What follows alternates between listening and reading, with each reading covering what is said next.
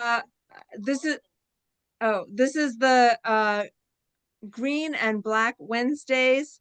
And the program is Green Transportation Reimagined. Why ride a bus or a train instead of a plane? And this is December 3rd, 2025 at 7 p.m. Central. This webinar will offer insights into the need to expand and fully fund public transit as a means to improve our environment, as well as to get all the people to the places they need to go safely and in a timely manner. Good public transit is a lifeline to jobs, healthcare, travel, community solidarity, and cohesiveness, as well as a key to public safety and prosperity. A robust public transit helps to end racism and inequalities that contribute to a divided society. So first, in our programming, we're going to have Tamela Turner read her poem about transportation. Hello, everyone. I'm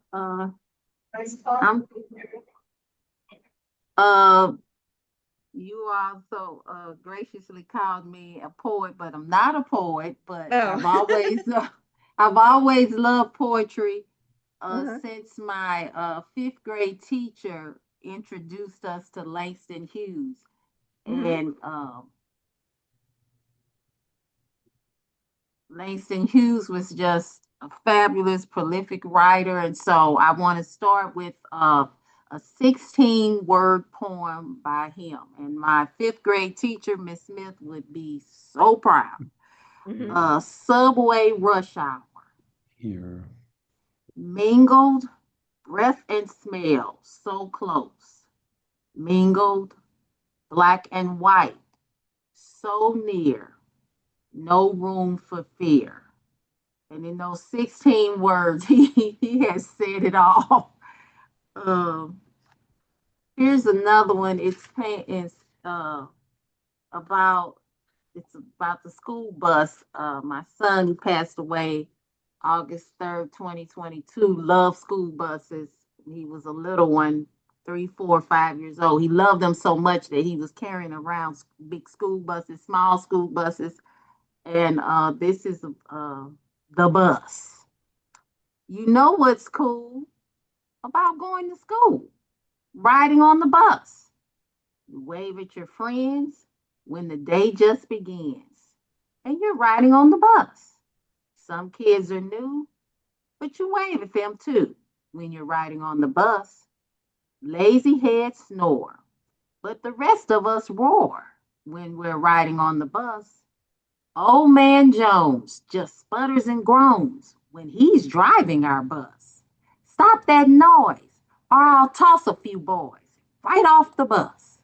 We don't know if he'd really ever throw anybody off the bus, so we try to settle down when we see him frown, 'cause it is his bus. And what's really cool about going to school is riding on the bus.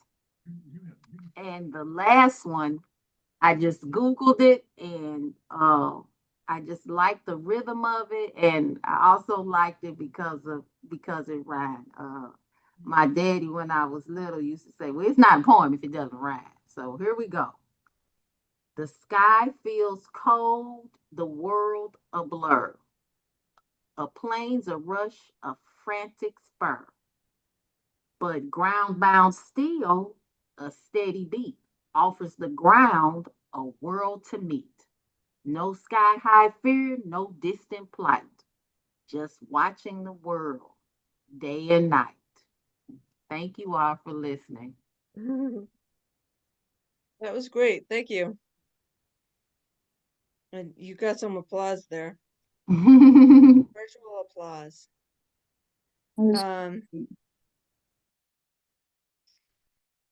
So our next presentation is what exactly is a freeway fighter? And it will be presented by Kim Mitchell, who is a Strategic Doing Institute fellow architect and planner. and he is part of Allendale Strong. Kim will be describing the efforts of his community to combat America's freeway problems, to divide communities and take away green space, as well as to pollute air and lungs. Kim's current work presents a shift on how community well-being and prosperity are created. It grew from understanding community as a whole system of relationships and recognizing that relationships are our most valuable resource.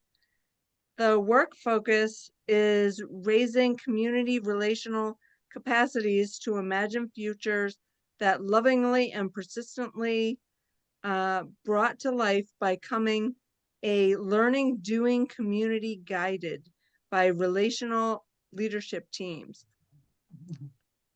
Okay. Kim also convened, guided, and studied emergent in-community learning doing group experiments that apply relational and strategic doing principles to system change. Allendale Strong, which was begun in 2012, and We Care Schools, which was begun in 2018, are successful examples. So, Maureen, that's probably enough. Okay. That's a lot Okay. longer than it needed to be. So Okay. thank you for that, though. Okay.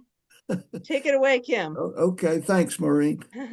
Well, I want to share with you as I start. I'm going to have a few slides, but wanted to share with you a little bit about Allendale neighborhood.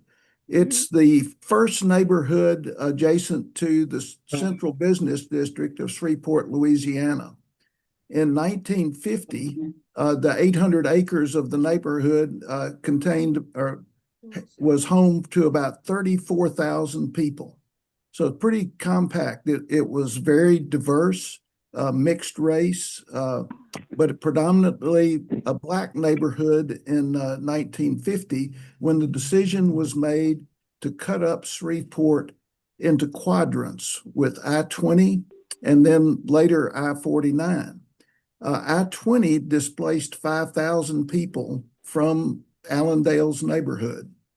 That decline started a vicious cycle that 10 years after the building, the population was 17,000, and under the threat of the I-49, it has continued where today it's about 4,000 people.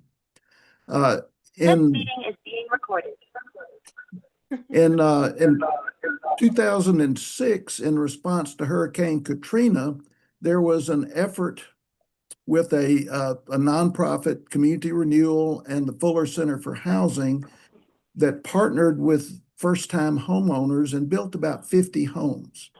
And that's really where Allendale Strong grew from, is from these homeowners in this declining neighborhood. And I'll start my slides if I can do that. Let's see. Here we go.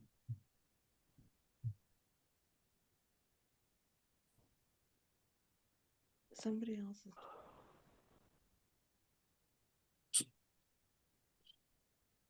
So, and this is from a presentation, a proposed presentation we made to our planning commission.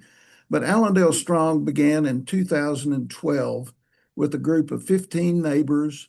I was asked to go speak to them and told them that the freeway was not inevitable. They had just created a miracle in my mind of the becoming homeowners and renewing this neighborhood. Where government programs hadn't worked, this effort has actually established a community. And so these 15 neighbors were being rewarded by the power structure of our city to say they were going to run over you with this freeway. And it's what we refer to as a zombie freeway. It had been officially killed, but the leaders that believe freeways are our future revived it. And here we were with this group of homeowners creating a miracle, recognizing the reward they get is to be run over. So they agreed in 2012, that night that we met, that they would form a learning doing group as a response. And from that that response, they began to grow network capacity.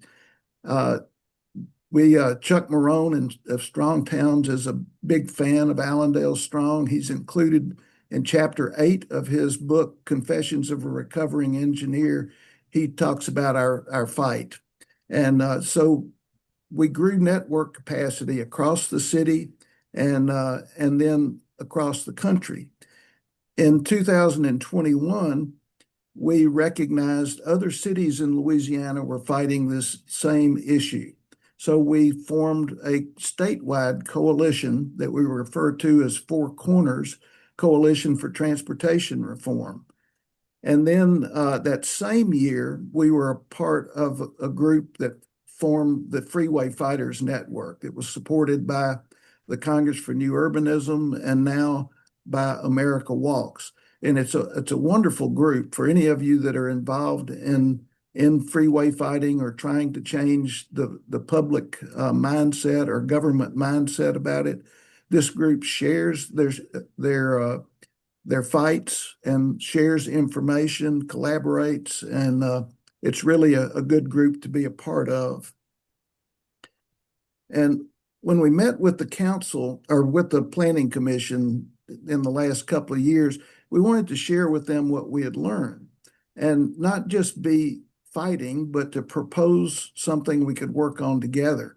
And so what we proposed to them was that we'd like to see citizen-led street design teams to set a direction for city wealth-building streets and place-connecting roads. And that's really part of this statewide coalition's project or campaign that they would like to get going to unstrode Louisiana cities. And for those of you that are not familiar with the concept of a strode, this diagram explains it, that streets are where you build wealth. You go slow when you have businesses that are contributing to the wealth of a community. And roads connect places. And so when we combine the two functions, we get what's called a strode. And it attempts to be both a wealth-building street and a place-connecting road, and it does neither well. It's the most expensive, least economic performing, most dangerous thing that cities build. And most cities have spent a lot of money building that environment.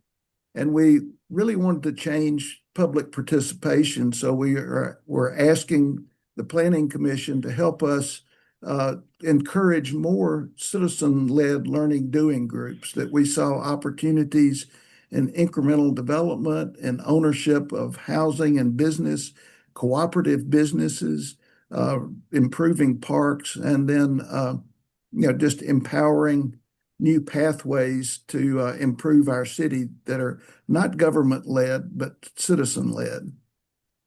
And we've actually learned that the drawing of a line on a map for a freeway sets in motion what we're calling a land curse. And that land curse, when that is made, sets up a number of dominoes to fall, and it begins with a threat. And that threat sets in motion redlining, long-term disinvestment, population loss, business closures, food apartheid, school closures, concentrated disadvantage leading to generational poverty. And it's all about reducing the cost of land to put the freeway in. And it sets in motion because the system is designed to wear out resistance, any resistance at all.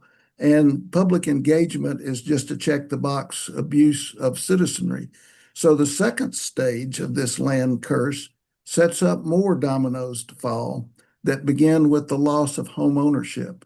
Because the land cost being reduced, people are displaced from home and can never be made whole again. If you can imagine that the cost or what they can get for their property that is the cheapest place to live in town will not work if they try to move to some other neighborhood. so they lose home ownership. And the second stage sets in motion things that result in the growth Ponzi scheme or creating the infrastructure expansion that results in the community ultimately moving in a direction of insolvency. And there's a story of Detroit that's really good at talking about that. But we also learned that there's a conflict. We hired a consultant, Smart Mobility, who does modeling, and we discovered that the methods and the engineering that the current transportation planning system uses are 70 years old. They haven't updated them. The assumptions are based upon 1950s thinking, and it explained to us why they can't hear our request. But the conflict, because transportation planning, their whole motivation is to drive faster, drive farther. That creates economic benefits for oil companies and auto manufacturers, but it works directly against citizen-driven plans for their community. And the problem with the conflict that's set up is that transportation planning is funded. Master plans are not. And so what we've learned is that master planning is really a futile exercise unless you do something about changing the assumptions that drive the transportation plan.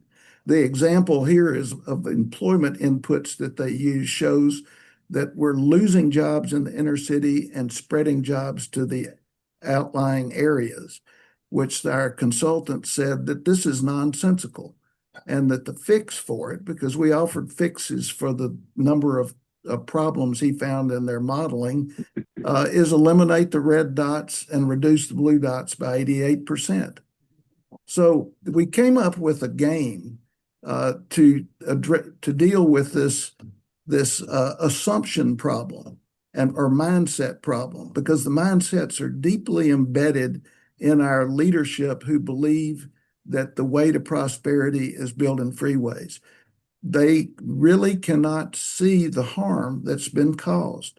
So we set up this game that on the red, this is actually a card game. So you're looking at both sides of a card. And we did it as an online survey for a while, but we asked people to pick, what do you want? Do you want the aspirational values and outcomes of transportation planning, or do you want citizen aspirational values? So in this case, do you want to sprawl, or do you want to then move up on all the well-being lists and attract population investments? Or do you want to increase vehicle miles traveled, or do you want to reduce vehicle miles traveled? And look and the outcome differences that you can expect from those two different mindsets. And then time for this presentation. Can you finish up? Yes, I can in just a few minutes. Okay. So it's built into the current system is unfunded maintenance. In Louisiana, we're $15 billion of unfunded maintenance, not counting city streets. Or do we want something we can maintain and function well? Do we want to shift traffic to freeways, or do we want multimodal environments? You can't really have both. That's the problem. Or do we want to drive farther faster and have our low quality stroads? Or do we want quality connected placemaking? Or do we want non-local ownership, because the freeway context is one that favors non-local ownership? Or do we want local ownership? And then do we want our grandfather's economy of freeways, or do we want what our grandchildren actually desire? So that card game led up to us making 3 requests. We want to shift transportation planning aspirational values so that this master plan values are what we go by. We want to reconnect transportation planning and land use planning because they're disconnected. And not only that, we want those to change those assumptions and mindsets that drive transportation planning to serve citizen values, not to run over them. And then we want to change the public engagement process to one that involves citizens in learning and taking action, because this is complex. And so that's really my presentation. I'm sorry if I went a little bit long, but Thanks, Kim.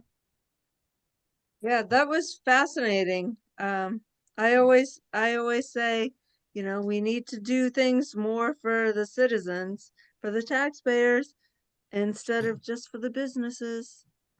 So thank you for, I would love to learn more about the organization. So next we have Transit Matters, Saving Rural and Urban Transit from Alex Casper. He's from the Pennsylvania Green Party, and Alex served 4 years writing the 25-year comprehensive city plan in Philadelphia and served in various roles in the Pennsylvania Department of Transportation and the Pennsylvania Department of Human Services. He has served in elected office as a Green in 2 counties in the most urban and the most rural regions of Pennsylvania. So take it away, Alex. Yeah. I just want to make sure I'm able to share, right? Cool. And so you slideshow. Cool. Excellent. Hi. So how you doing? My name's Alex Casper. I'm from Bradford City in McKean County. I'm the first ward judge of elections. Today we're going to be talking about Pennsylvania transit. And a little bit of background on me. As you mentioned, I served on the Reimagine Philadelphia Steering Committee from 21 to 24, working on the Philadelphia 2050 Comprehensive Plan. I was one of 16 members on that committee. It basically means I helped plan the whole future of Philly, yet half the time SEPTA still made me late to the meetings.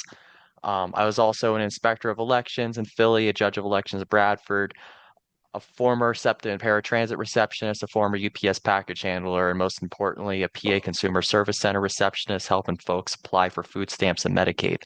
And let me tell you, Compass makes Pennsylvania transit look organized. I also worked at the Pennsylvania Consumer Service Center, which honestly is the reason I believe in public transit services and public services, and the reason I got gray hairs before I turned the age 30. And let me explain something. If you ever survived even one day at the PACSC, you can survive literally anything. That job ages you like a president of the United States. I walked in 26 and walked out looking like I'd been debating budget cuts with Emperor Palpatine. Every phone call was like I uploaded my documents. No, wait, I mailed them. My aunt mailed them. My cousin faxed them at the Dollar General, and the system still says you never got them. And all I have to say is, man, the system also currently says I was born in 1897. The system is not well. And so if you can survive at the PACSC phone lines, you can pretty much explain any system in the Commonwealth. So I'm going to explain transit. First up, we have municipal authorities created in 1935, back when people thought transit reform meant horses shouldn't pull the streetcar anymore. And these authorities are body politic and corporate, meaning they're kind of public, kind of independent, like an adult child living in your basement who still insists on being called self-employed. An example would be the Erie Metropolitan Transit Authority. If their buses survive an Erie winter, they deserve a medal and a heated garage. Next, we have Metropolitan Transit Authorities. Under Title 74, Chapter 17, these are the big multi-county heavy hitters like SEPTA. SEPTA covers Philly, Montco, Bucks, Chester, Delco, and whatever political drama Harrisburg feels like throwing in at them that week. And if you ever tried to get 6 PA counties to agree on something, buddy, that's harder than getting PennDOT to fix a pothole before 3 winters go by. And this is like a Thanksgiving dinner where every county brought a different political opinion and nobody brought a cranberry sauce. And we have county-based transit port authorities, or Pittsburgh. And this is the Pittsburgh Regional Transit. The second-class counties are allowed to have it, and county commissioners appoint the board, which is why the board is made by the county, and therefore might be mostly people who only go downtown for the Steelers game. And if the Steelers lose, transit slows down because the entire county is mourning. And then we got the regional multi-county supervisory and planning boards, the MPOs. These are like the SPC, Southwestern Pennsylvania Commission, the PennDOT state advisory committees like TAC. These folks don't run buses, they run your hopes, dreams, and long-term planning horizon. SPC oversees 10 counties around Pittsburgh. Their job is to decide the future of transportation spend in over 20 to 30 years. They're the astrology team of PA Transit. Your transit expansion is your next life because Mercury is in retrograde and your bridge repair isn't shovel ready. Basically, if you want to have an idea and you approach the MPO, they're going to say, if you want a new bus line, they're going to say, we can maybe do a 20-year study on the concept of what a bus is. And that's what their role is. And this is the big one. Medical Assistance Transportation Program works completely different. It's run by DHS rather than Department of Transportation. It's basically they decide who gets a ride and how it gets paid for it. And then the actual rides, those are handled by the county-based brokers, the private contractors, and sometimes your local transit provider, depending on where you live. Because MATP is Pennsylvania, and in Pennsylvania, every county said, yeah, sure, we'll do it, but we're going to do it our way. And so you get a lot of variation. Some counties use the local transit system, buses, vans, paratransit. Some counties use private companies, sometimes literally one guy with a minivan and a clipboard, and that's it. Some counties got 3 different providers running slightly different versions of the same program.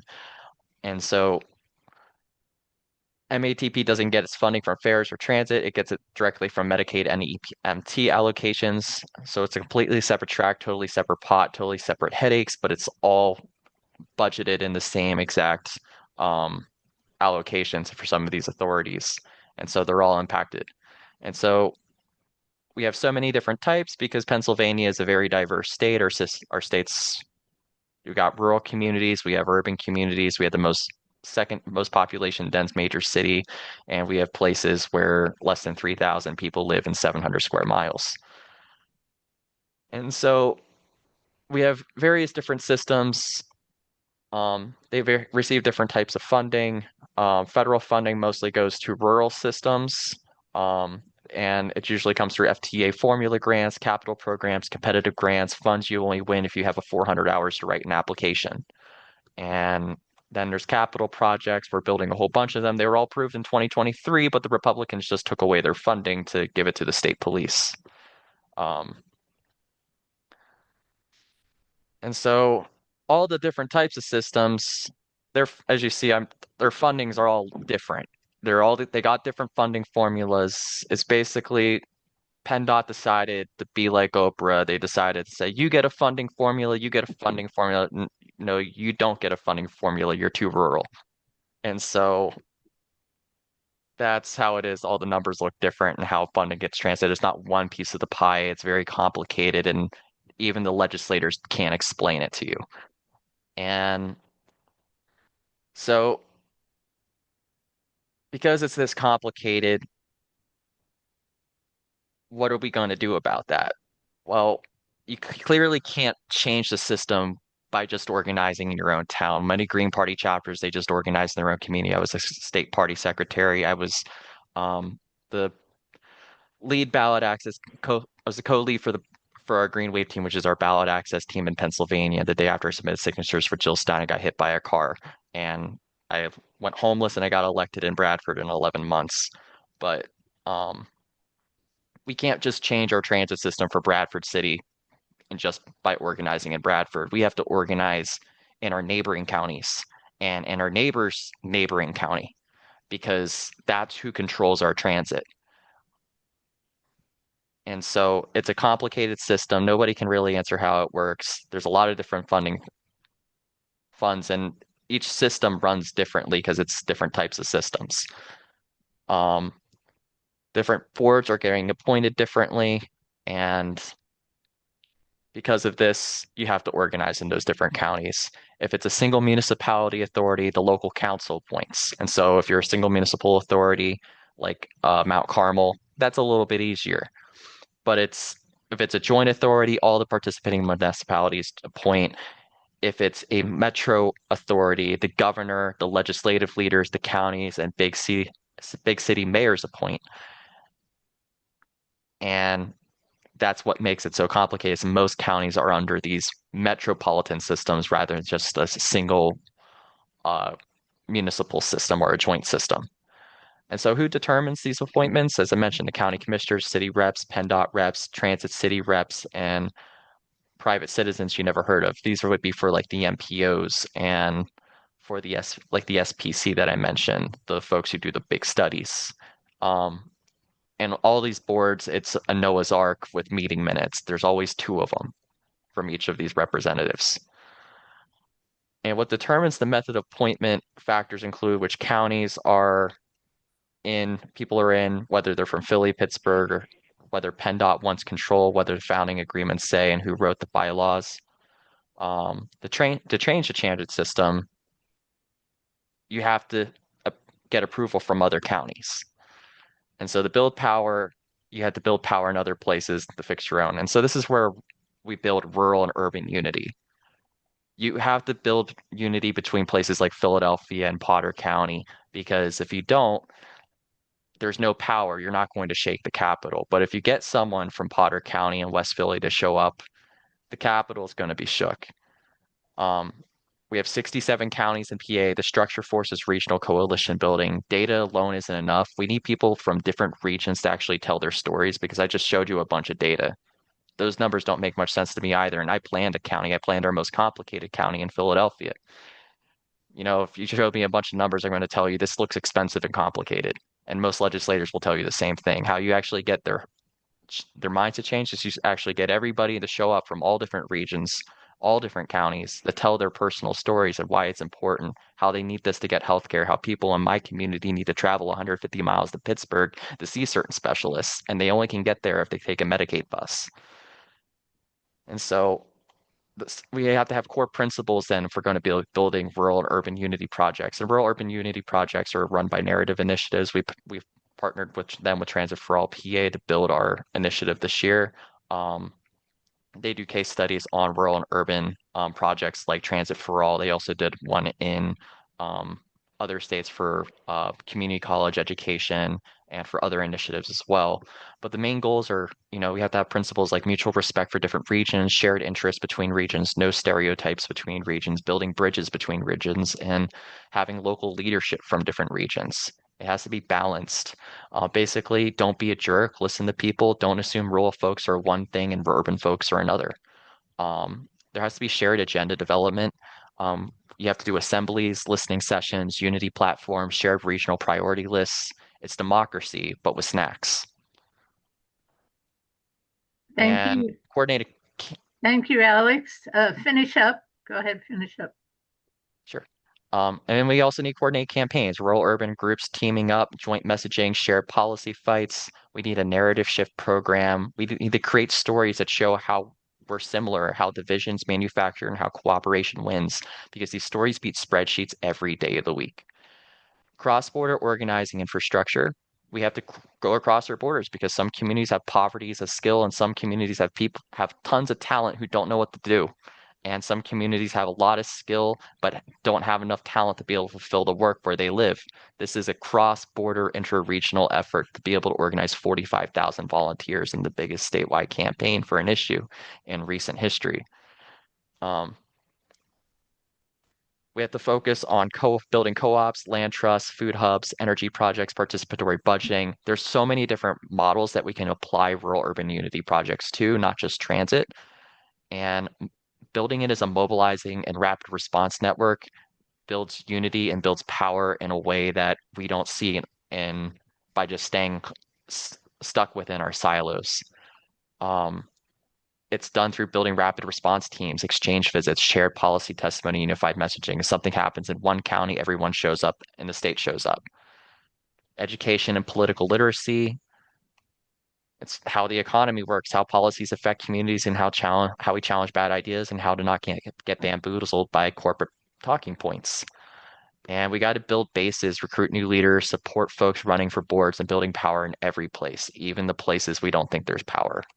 There's a lot of success indicators we can find, such as cross-region coalitions showing up. We win joint campaigns, media shifts the narrative, or when communities build shared institutions. When some from Erie and some from Kensington attend the same meeting, Harrisburg starts sweating.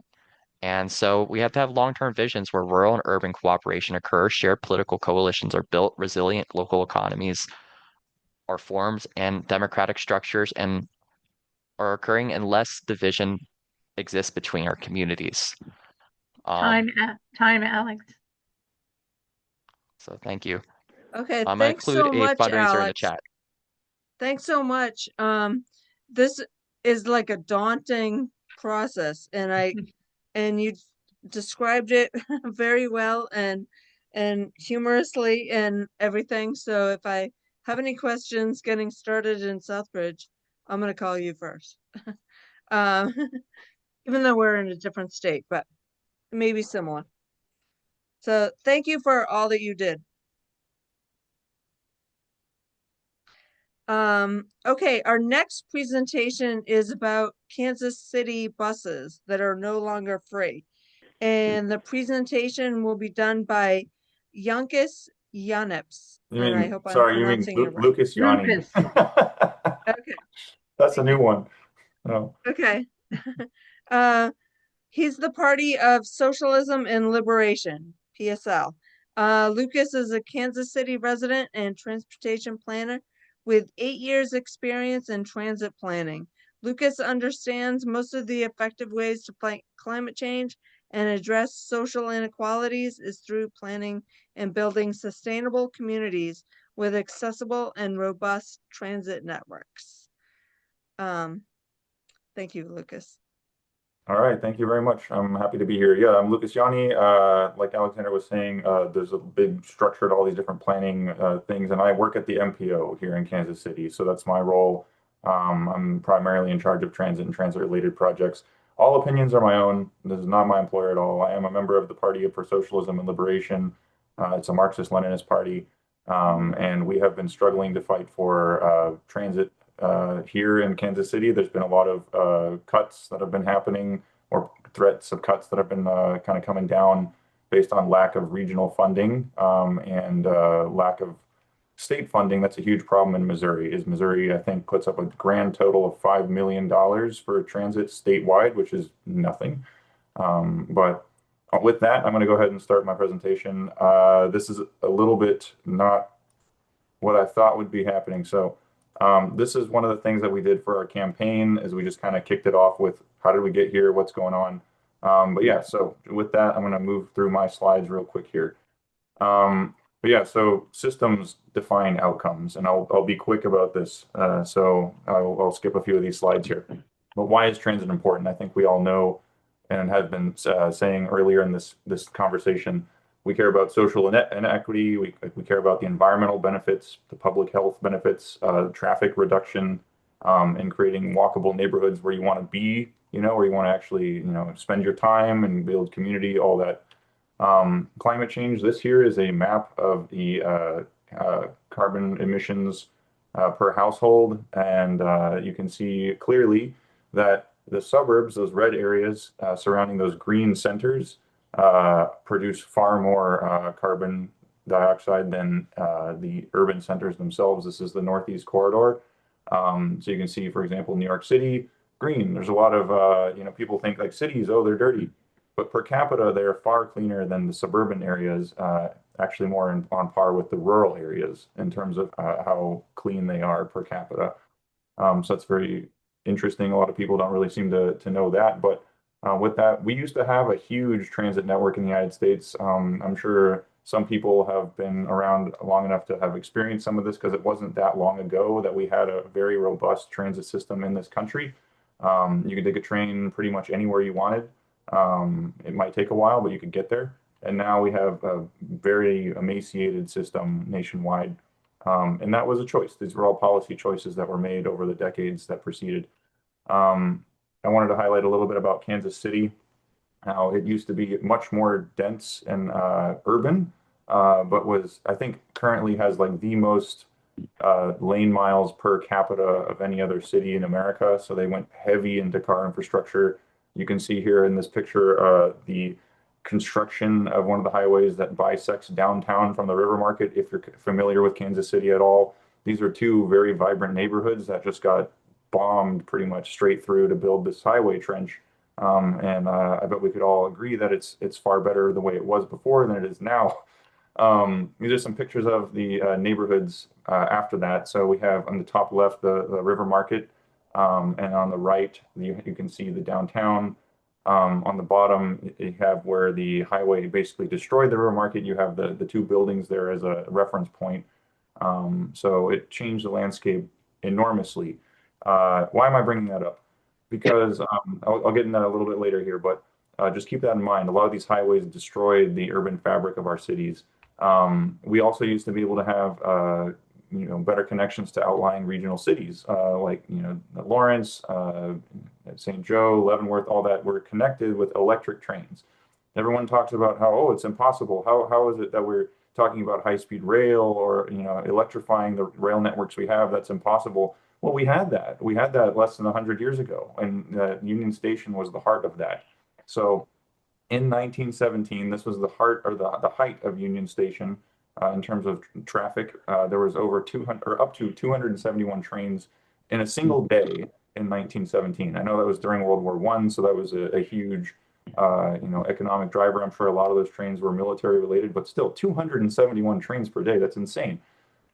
It used to be the center of the city. By 1973, this is after the foundation of Amtrak, there were 6 trains a day. And what is Amtrak? Amtrak was all these passenger lines that the different private rail companies were operating that were no longer profitable, that they offloaded under Nixon, and they created Amtrak. And now the federal government is expected to run a system like a business and make money off of something that was already failing. So, in long story short, 271 to 6 trains per day. Now we're down to 4 trains per day.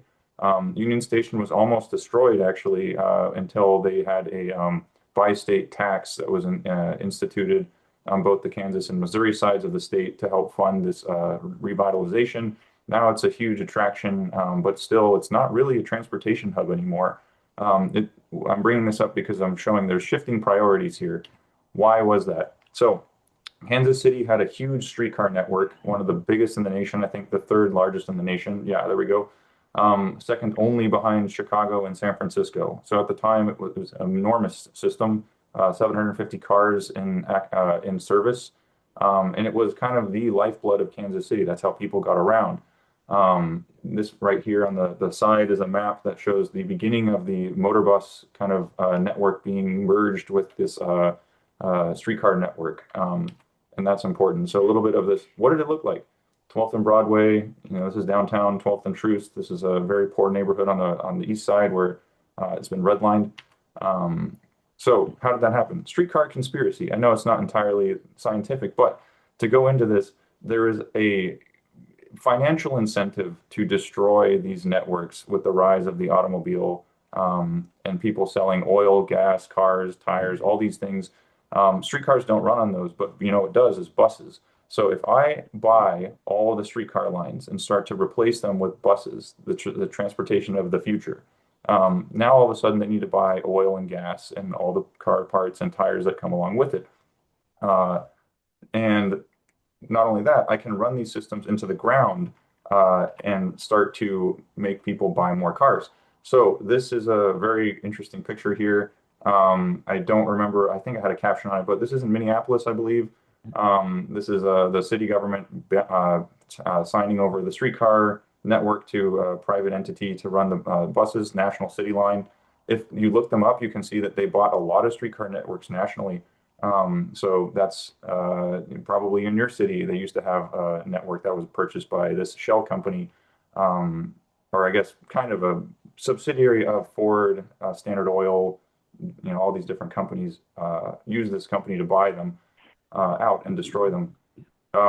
Degrading service over time. Also racist policies. So that's how the streetcar network kind of got destroyed. How do we get to the land use component of it?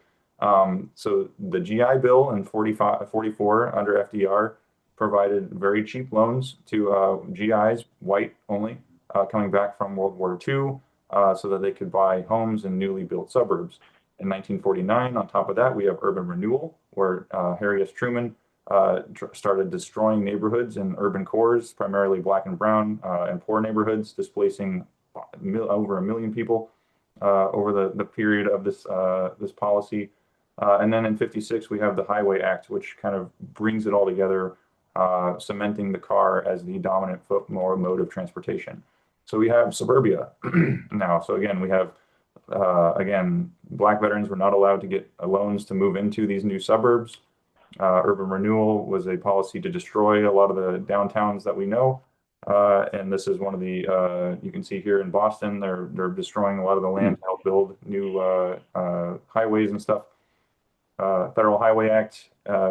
This is a huge policy. So if you're adjusting it for inflation, would be over what, $300 billion in money spent on this. So there's a lot of money to be made.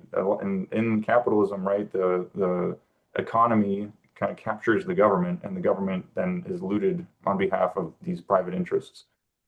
So that's how this kind of happened here. I'm going to blow through because I see that I'm running out of time. You know, pick it up. But the decline of U.S. transit. Here you can see the mode shift from light rail in green and bus in blue down all the way to being a very, very insignificant portion of people's trips by the 2010s. People do what's convenient. We've subsidized to death the automobile, and of course people will drive it because that's what's convenient, that's what's available for most people, and we don't have a lot of transit. I'm a huge transit advocate, but I understand that people do what they need to do to get around with the time they have. Today, a lot of these systems are run by public entities that purchased the failing private enterprises and are trying to, keep them alive using local taxes and financial support from the federal and state governments. They're underfunded, and they are, generally speaking, under tremendous scrutiny, primarily from the right. I think that even here in Missouri, our own homegrown Sam Graves is trying to gut transit funding from the Highway Trust Fund, which is a huge cornerstone of transit funding. And then U.S. planning today. So it's not like we don't know how to do this. We don't know how to build communities. I am a planner. I've worked as a consultant. I've worked as a principal planner at a transit authority. We know what we can do and what we are able to do. We're all very educated on this. We just don't have the power to actually do it. We're not the ones that make those decisions. We spend a lot of money on highways and a very small portion by comparison on transit nationally. There's an obsession with adding more lanes, even though we know it does not fix traffic. It never will. There's like a mathematical choke point that is reached by a lot of this. So it's not going to alleviate these problems. Only transit can do that. Smarter land use, moving away from this sprawl and into more livable, human-scaled communities. And I think that the next one is about rural, or earlier was about rural. I want to tie this in. We can't really protect rural environments if we don't build urban environments, right? This is a huge way to save rural communities, or else the sprawl will come and it will consume these communities, and they'll just become suburban tract homes, cookie cutter along with everything else, and the natural environment will be gobbled up by them. So with that, I think I'm out of time here, but I'll quit sharing my screen. If that's now gone, let me see. How do I stop sharing here? There we go. Thank you. But yeah, Lucas. so Thanks, yeah, and to wrap it up real quick, the system here in Kansas City, again, it's not just because of lack of money, it's lack of interest by political entities, primarily because we are all kind of conditioned from birth at this point to drive, and a lot of the people that make these decisions are not the poor, they're not the ones that are relying on transit, they don't have a passion for transit. This is just something that's alien to them that they think of as kind of a charity. They don't see it as a fundamental lifeblood of an economy, and how that is fundamentally linked to land use. So I didn't have a lot of time to talk more about our campaign, but that's the presentation I had. And thank you for having me. I appreciate it. Thanks so much. And, I can't hear you, Maureen. oh, you can't hear me? Yes, now we can. I'm not muted. Okay. Okay. Thank you so much for presenting that. And I think that will be a great segue into Emmanuel Pastriarch's talk about Japan. I'm not sure, but I'm hoping that things may be a better model in a different country, and not so car centric as we are in this country. Emmanuel Pastriarch is a Green Party member who traveled and lives in Japan. And Emmanuel will draw comparisons and differences between these transit systems in US and Japan. So take it away, Emmanuel. Thank you.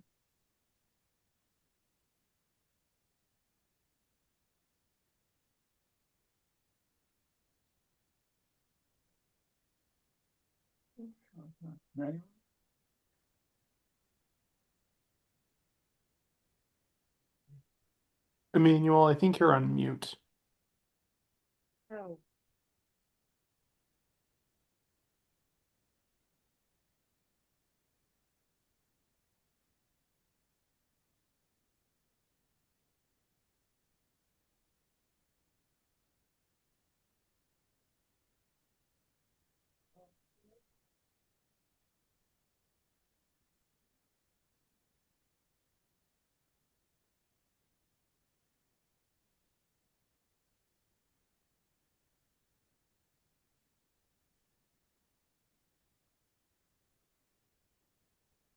Should we come back to them? Yeah. Maybe. Yeah, we can just do the next one. Um, uh, okay, our next presentation is from Nadia Milleron, who was born in California. She is a mother, farmer, attorney, and American aviation safety and consumer advocate. She holds a BA from Smith College and a JD from the University of Iowa College of I'm Law. Maureen. I did Oh, email you. Thank you so much for introducing me a bit. There's a lot that's not relevant there in oh, the okay. bio, so Okay. I'll just add what's relevant. Hello, Okay. everybody. I'm very glad to be here. Thank you so much. I learned a lot already. Hmm. You all are really creative and Great. attacking very difficult problems. So I'm running for Congress in the first district of Massachusetts as an independent. So I'm an unenrolled candidate. And I got into politics because of aviation. Horrible story, which I won't go into too much, but my daughter was on a new Boeing aircraft, and it was the second new plane to crash in Ethiopia after the first plane crashed for similar reasons in Indonesia in 2019. So I was farming, even though I'm trained as a lawyer, but I was volunteering my law services and farming in Western Mass.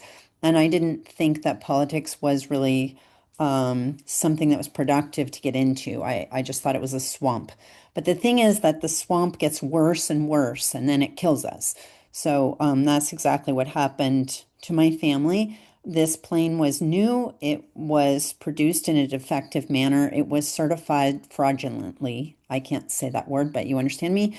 Um, and yeah, so when my daughter died, I thought that for sure Boeing and the FAA would not want a third crash, and they would do everything possible to stop that from happening. My uncle is Ralph Nader, and he studied the aviation industry in addition to other consumer products to improve our quality of life. And he told me that he knew about the plane in advance. He has a lot of guilt about not telling our daughter Samia that it was dangerous. He didn't realize she was going to fly on it. And 737 MAX is the name of the plane. And there are different sizes. There's 7, 8, 9, and 10. Do not fly on a MAX. They are still dangerous. Despite all of our efforts, we were not able to correct the defects that are still happening in the production process. So I wasn't going to do anything about it because I thought for sure they would take care of the problem. But then Ralph pointed out to me that they were putting the plane back into service without fixing it, and they were changing the comment period from 30 days to 15 days. And that made me understand that indeed they were just not going to fix the plane. So we went to Washington, we worked with the NTSB, with the executive branch, Congress, and helped push the Justice Department to file charges against Boeing for the fraud. All of those things are still in process. None of them have produced significant results. We were able to help the plane stay grounded for 2.5 years, but still, the production process didn't get fixed because Boeing pretends that the issues are other than what they actually are. And they strip mine the company and they take the money that they don't put into production and they buy stock with it. So, what does this have to do with greening of transportation? I mean, one thing it has to do with is when people say that aviation is the safest form of transportation, they're not looking just at the last few years. They're looking at all the many years. So in the last few years, it is absolutely not the safest form. There have been lots of accidents and problems. Also, of course, you know that aircraft engines produce emissions which add to global warming. There are a lot of types of aircraft use that are not counted when we look at global warming. Military is not looked at or counted in there. And also that they have this little mechanism that takes regular transportation out of the picture. But you know, aircraft engine produces CO2, nitrogen oxides, contrails, particulates, and accounts for more than 2.5% of global CO2 emissions. That's the official number. Probably has contributed to more than 4% of the global warming to date.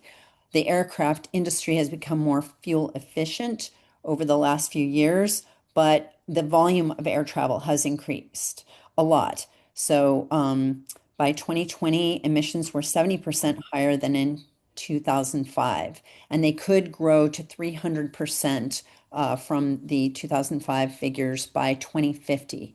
The US government is the largest institutional consumer of fossil fuels, and it is the world's single largest emitter. 70% of the emissions come from military, which generated at least 100 million metric tons in greenhouse gases in 2021, more than entire countries, including Qatar, Belgium, and Chile. Military aviation accounts for 70% of all the DoD's energy use, and military emissions continue to be excluded from the international reporting requirements, even though they account for 5.5% of the global emissions. So aircraft noise pollution disrupts sleep, children's education, and could increase cardiovascular risk. And airports generate water pollution and contamination from de-icing chemicals and jet fuel. Aviation activities pollute the air by emitting ozone and ultrafine particles, which are all, of course, you know, health hazards. Yeah, piston engines used in general aviation also release toxic lead. So you can reduce all of these effects by minimizing your air travel. Avoiding a return flight, let's say from London to San Francisco, saves about 5.5 tons of CO2 per person. That's more than twice the emissions produced by a family car in a year, and about half of the average carbon footprint of someone living in Britain. So even avoiding a short flight from London to Berlin, let's say, or that would be like from Washington to Florida, saves around 0.6 tons of CO2, 3 times the emissions saved from a year of recycling. So governments that have monetary sovereignty like ours can currency to rebuild our renewable capacity. And this is really important for us to understand as citizens, voters, and when we're looking at electing people, because our money is issued as a note which represents labor. It represents the actual work of human beings. The note is just a representation of that. So any program like a transportation system, improved transportation, or any work on aviation is adding real labor to the economy. And so we can issue these notes to represent that real labor, and it actually helps our economy. It doesn't hurt it. So we can push for policies that incentivize ways to fly less and push for safer aviation and all these things, and we can fund it. So unlike climate action, some climate actions like tree planting or offsets that pay off slowly, the warming impact of reducing flights is instant. So boycotting commercial airline companies like Boeing, they're also targets of the BDS movement for Palestinian human rights. So there's a lot of good that you can do by looking for other forms of transportation.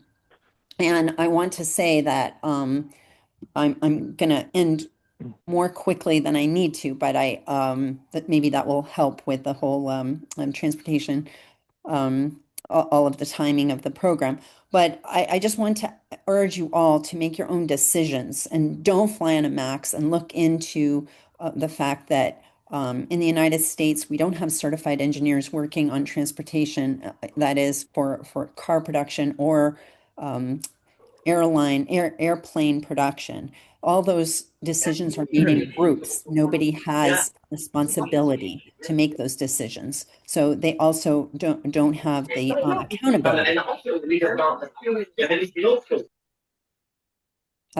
So they don't have accountability. So we can't go after them. So it's very important, when you're looking at Airbus or planes made in other countries, they do have accountability for their engineers, and they can lose their engineering license by making terrible decisions which kill people. So be careful not to fly on Boeing. Thank you all very much.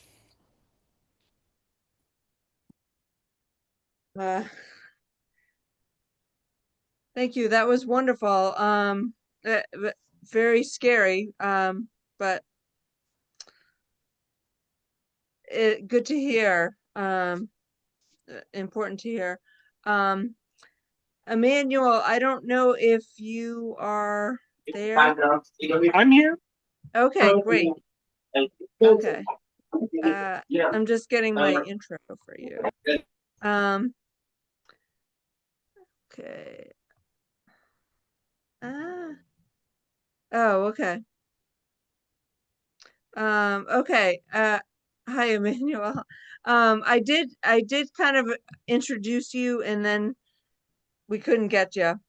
So Emmanuel Pastriach is from the Green Party. He's a member who has traveled, and he lives in Japan. And Emmanuel will draw comparisons and differences between these transit systems in US and Japan. And I was hoping, I don't know if you saw the one about the Kansas City, the buses. I think that would be like a really interesting thing to compare to. I don't know if Japan has a better form of transit. I've heard that they do, that their trains are better. And I appreciate you being here at this time too. I know it's Excuse me, somebody's got some track or vocal thing going on in the background that's interrupting. Can that be muted?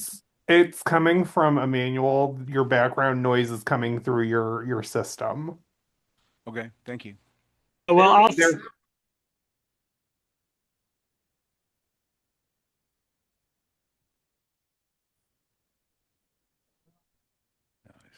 like, come on. That's tricky. is this better? That's much better. Yeah, I'm sorry. I mean, I'm in a it's not in my own home, so there may be some background noise. I'll try and make it brief. So I'll talk about this is at a large scale. The local issues, say for Kansas City or St. Louis or other places, we can talk about other.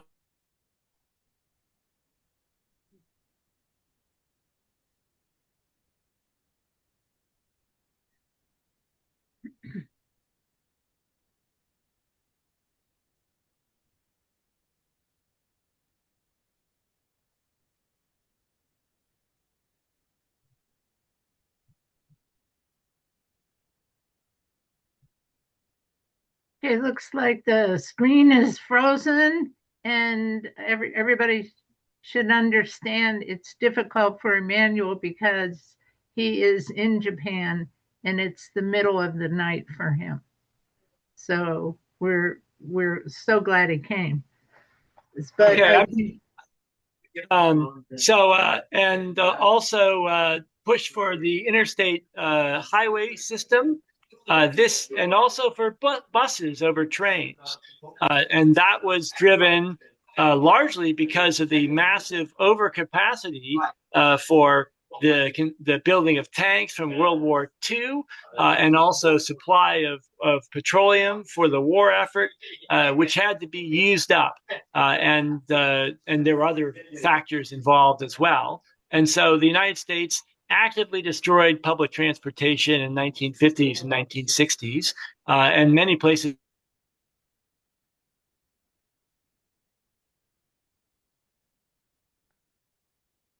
like St. Louis, which had extremely, to a large degree, train services, subways, local trains, and of course JR, the Japanese railroad system, stayed intact, and that provided considerable potential. People prefer to take trains to avoid using cars.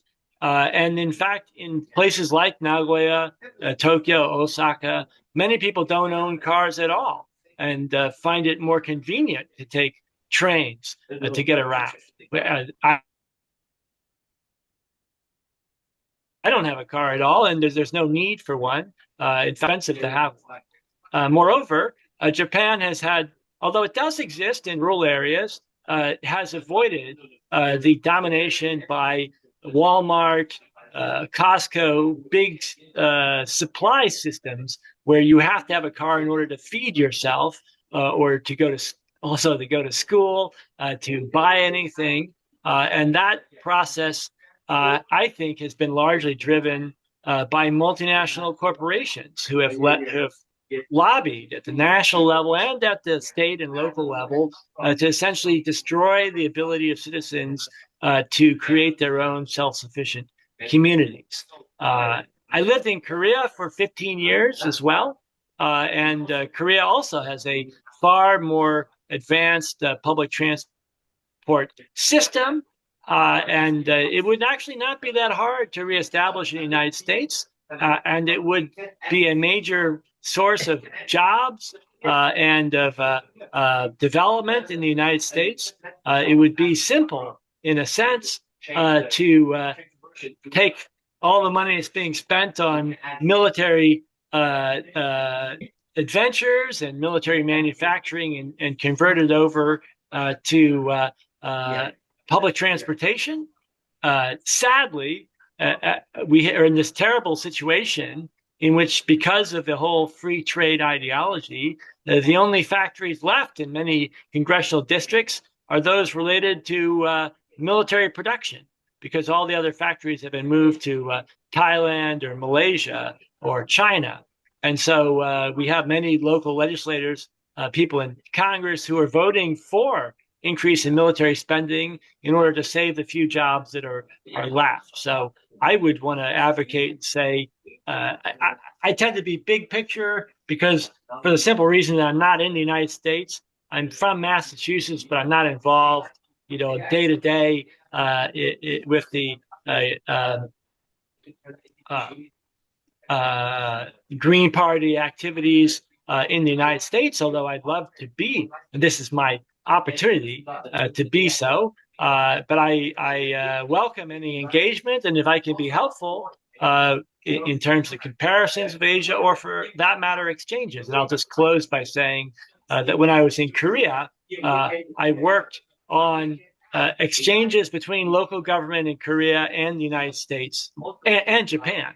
And we did something on developing eco-city plans between Daejeon, where I lived in South Korea, and Palo Alto at the time, and some other cities. And I would be very happy if there's interest in seeing if there are potential for exchanges on best practices for transportation, for example, or other things between American localities and their Japanese either sister cities or potential sister cities. Thank you. Wow, that was really interesting, Emmanuel, and thank you for your such a wealth of knowledge. And yeah, I think we should tap into that and do some more on transportation. So thank you. And thank you once again for the time. I think I even screwed up the day. Because I think you're in a different day even. I don't know. Oh, I figured it out.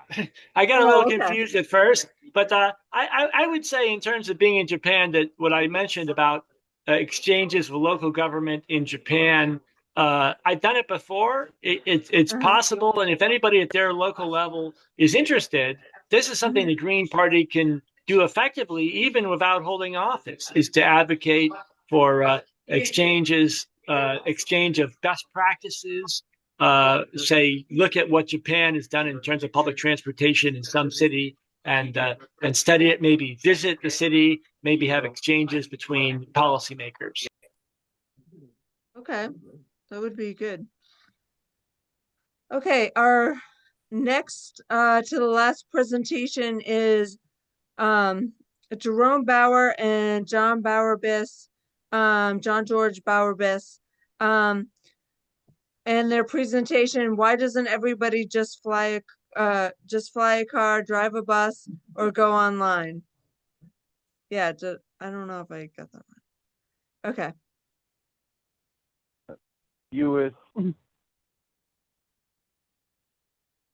Okay.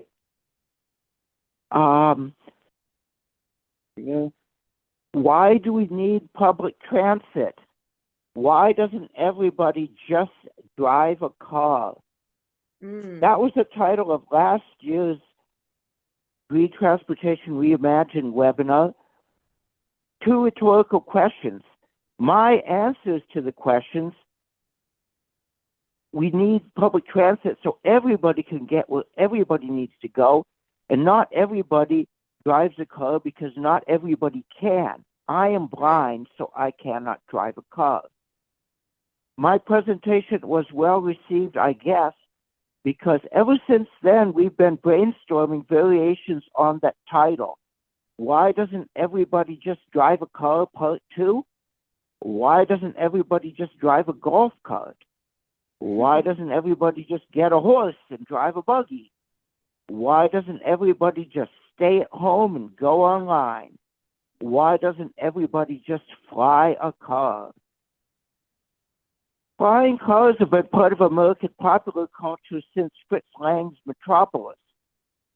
Now, they're part of the futuristic business plan of Uber. They have something called Skyport, transportation hubs designed for as yet uninvented aerial taxis. Is that the future of caller ride? When I call Metro caller ride, will an electric drone show up on my front lawn with a basket to carry me at top speed to my medical appointment? Excuse me, I'd rather walk, even if it takes all day. Why doesn't everybody just get a horse and drive a buggy? It works for the Amish. Well, if I had a seeing eye horse, and there really are seeing eye horses, and John George has a picture of one. If I had a seeing eye horse, I could hitch up the seeing eye horse to a buggy and drive myself to my own appointment at slow speed, at comfortable speed. Why are we all in such a rush? Why not consider bringing back the draft horse? Here in St. Louis, we have the Anheuser-Busch Clydesdales. We could hitch them up to the loop trolley and pull them through our proposed trolley greenway. And George has a slide of that too. We have a Facebook page for a trolley greenway proposal. Why doesn't everybody just stay at home and go online? We could have our food and medicine and even our library books delivered to our homes by electric drone. We never even have to leave. Why do we even need books? Are books obsolete? Isn't everything we need to know digitized and online? Several years ago, I spent a rainy season in India in a Jain monastery reading texts which have not been digitized and are not online. One of our major sources was a Jain pundit who was blind, as I am now. He had his texts memorized by heart. I was assigned to memorize the text that I was reading, and I was assigned only half of what any Indian would have been assigned, because everybody knows that Americans are the people who cannot remember things. We keep our memories outside of ourselves, on note cards or online. I couldn't keep up even with half pace. I had to go quarter pace. Why doesn't everybody just go offline and learn to remember again? This story has a tragic ending. My teacher, a Jain monk, had a vow that prohibited him from riding in a car. He was run over by a car. I would love to walk if I could walk without fear of getting run over. Why doesn't everybody just slow down? Okay, John George, take over. Well, we've had a lot of great presentations, and I have to admit that Lukas talked about some things already that I had wanted to mention with the how, and actually showed a map too, the how that you could actually take a streetcar all the not a single streetcar, but take a journey by streetcars and interurbans all the way from New York to Chicago in the period after World War One.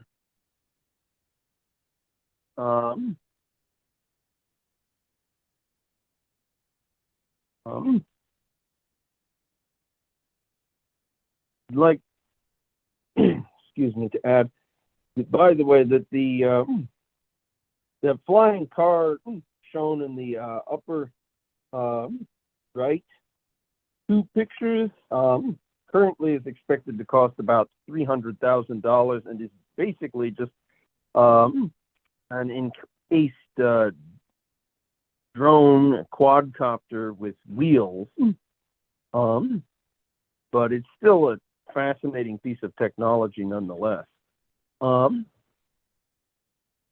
We did used to have, and many of them still exist, although unfortunately the streetcar lines that served them are no longer with us. Streetcar suburbs. Of some prominent examples are from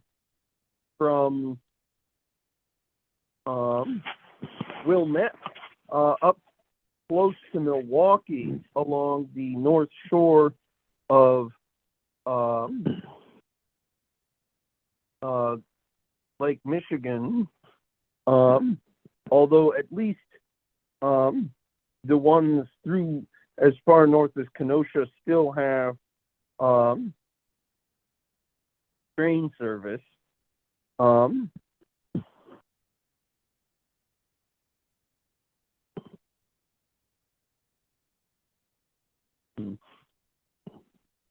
Indeed, yes, as mentioned in the chat, you can get to South Bend on the South Shore, which was, yes, one of the, that Chicago had three major interurbans, and the South Shore is the last of them, but the other two were the North Shore, which ran up from the Loop all the way, that both along the near the coast to Milwaukee, and also had a partially inland route, and The other was the Chicago, Aurora, and Elgin, which went west off the elevated to Wheaton, and then split, one line going to Aurora and the other to Elgin, plus a few smaller branches.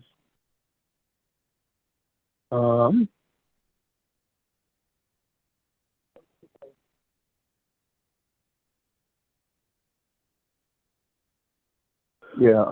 One of the things that is particularly interesting is that there are at least proposals, but might actually be happen soon. Airships crossing the Baltic to provide a quicker alternative to the ferries that is also more fuel efficient than conventional aircraft, and managing the same respectable 100 to 200 mile per hour speeds of propeller planes. And that would be a useful option for crossing the Great Lakes as well. It is worth noting, I'm not sure of the exact metrics, but that using hydrogen in a aircraft, while it does impact the range if you use similar sized that repurposing existing spaces for fuel, that you lose some range. The alternative is that you have less cargo or passenger capacity to maintain the same range, but that at least is zero emissions.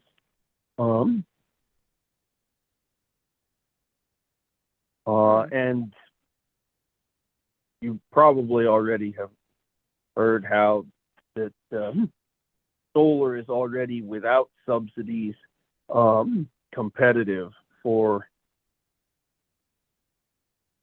energy production.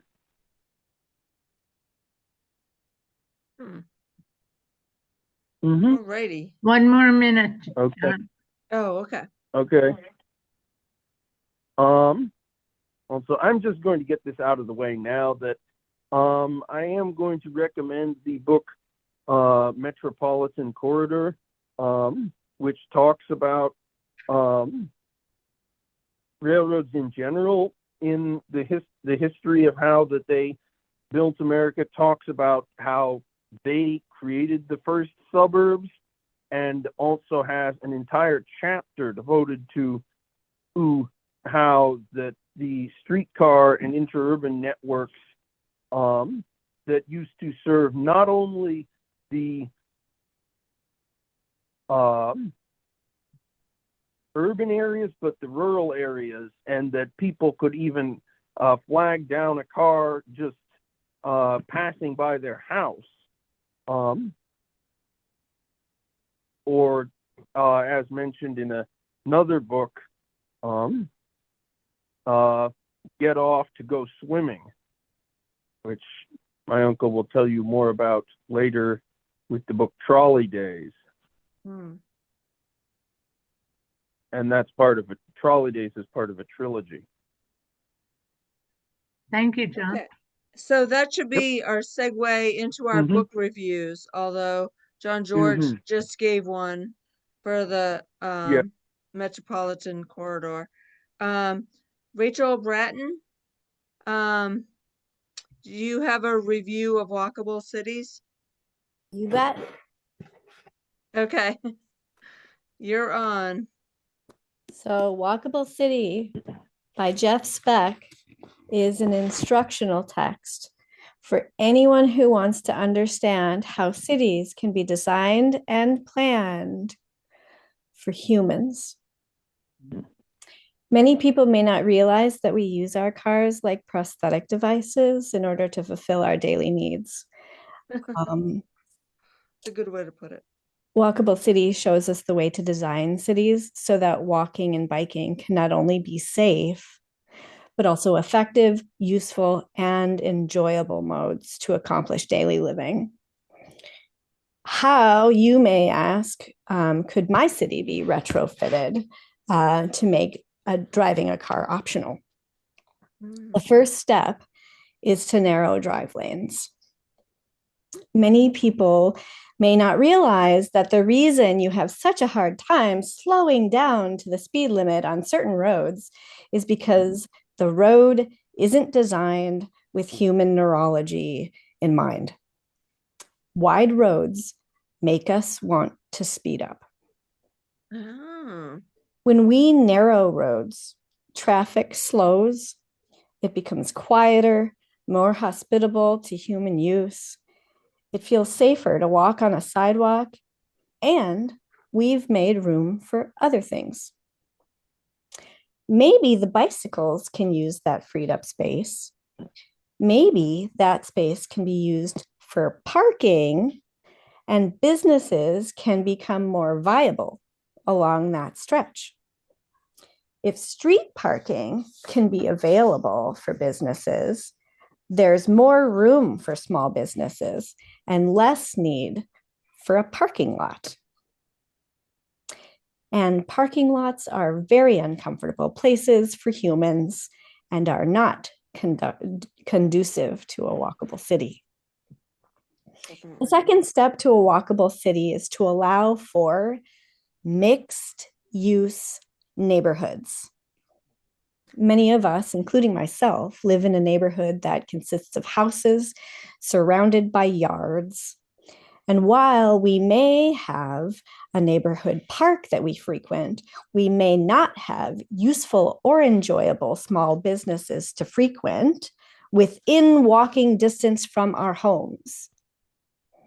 Businesses of this type wouldn't even be viable in my neighborhood because there aren't enough people who could support small businesses. That's why, alongside allowing small businesses, we also need to allow for some higher density housing units. Many cities aiming at walkability are doing away with the R1 designation. R1 is the lowest density housing district. In my city, it allows for no more than 6 dwellings per acre. This doesn't mean that you need to demolish your home so that some developer can put up a big box store or a big apartment building. It would mean that when a home in your neighborhood is no longer viable to be a home, perhaps due to age or fire, there would be the option to erect a higher density housing structure, or perhaps a corner store, a family-owned bookstore, a coffee shop, or a yoga studio, which can also function as an art studio where you can get food, whole food smoothies. I can dream. I'm totally skipping ahead because of time constraints, but for my last point, I want to bring home the sense that when a neighborhood has become walkable because it feels safe and there are useful, interesting, and enriching things to do within the neighborhood, when people of that neighborhood are densely enough situated so that local businesses can be supported by that local population, when people are already walking and biking to get around to useful places, that's when transit becomes really viable for that neighborhood. Thank you.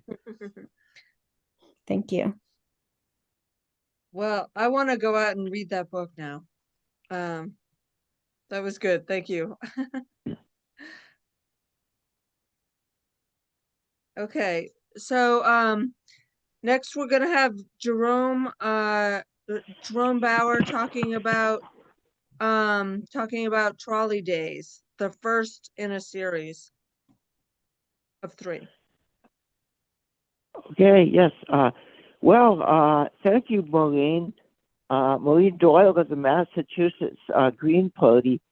recommended that I read and review the book Trolley Days, the historical novel Trolley Days by Robert T. Masterson. And fortunately, the Wolfner Library for the Blind had the book, so I was able to get it and listen to it several times. And I highly recommend it. It's a historical novel set in her hometown of Southbridge, Massachusetts, and the neighboring town of Mount Holyoke, and on the interurban trolley line connecting those cities. The story involves two young men who become best friends, the son of a mill owner and the son of a mill worker. And they ride the trolley everywhere, including to their favorite swimming hole in the countryside, as John George already mentioned. They would flag down there was an unscheduled stop, so they would just request a stop, and then flag down the trolley to return home. One thing that, and by the way, the story is set in the mid-1910s. I guess the heyday of classic trolleys.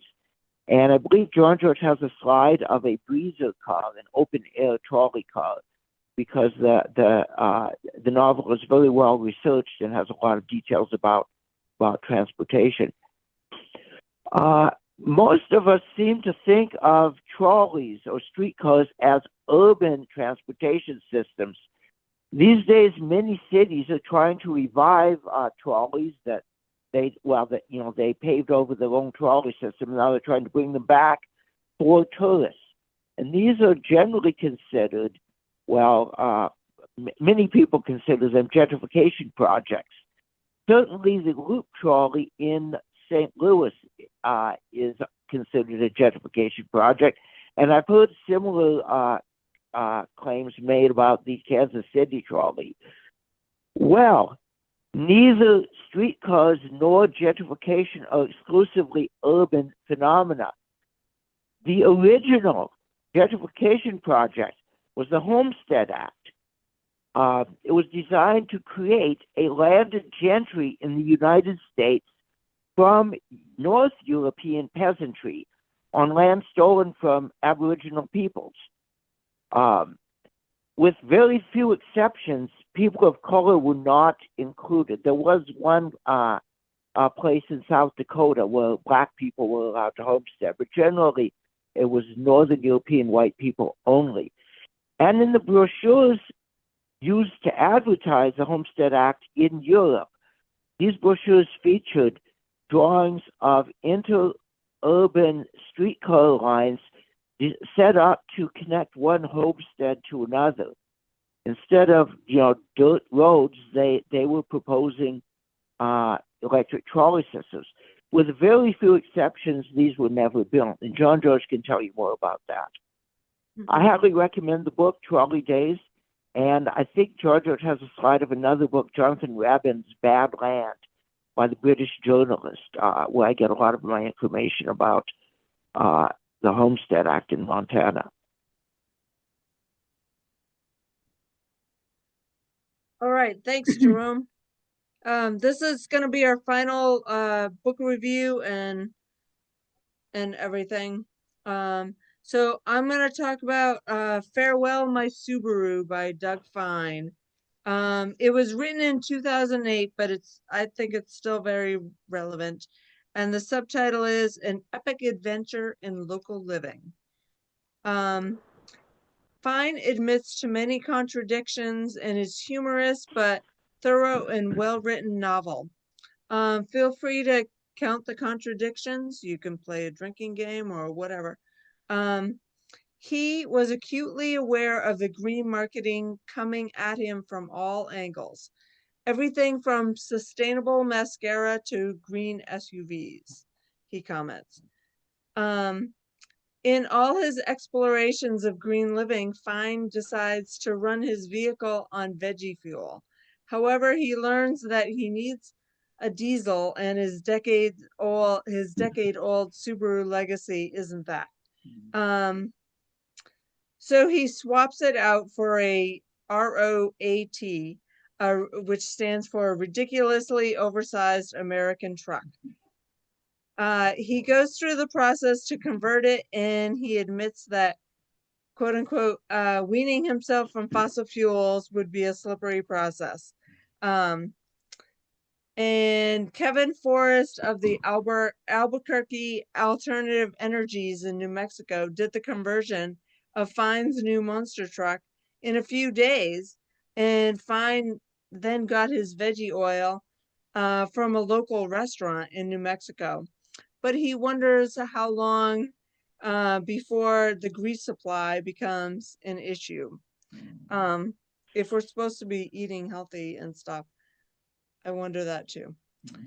Growing his own food and building a fence for his goats and taking showers and harvesting rainwater made Fine acutely aware that the green life was bringing him into contact with the world's most toxic substances, like hard to remove purple primer,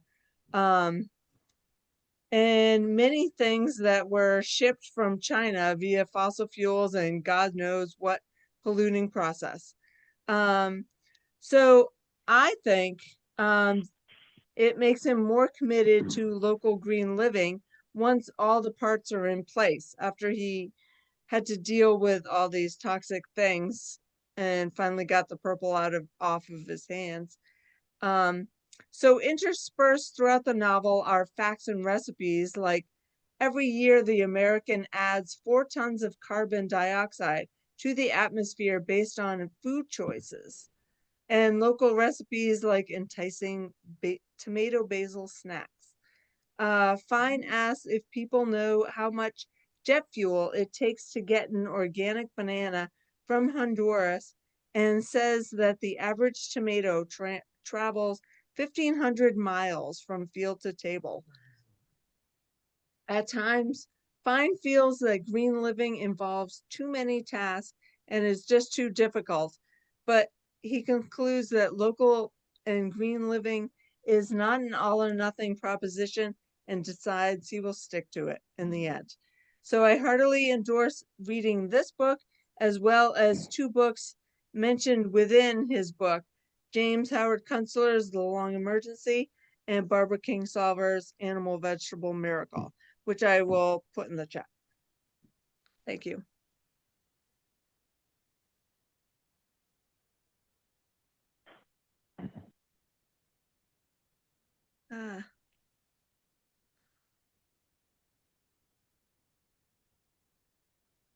Okay. Yeah, I can't get for some reason, the end of the script won't come up, or the end of the manuscript. So that concludes our presentation.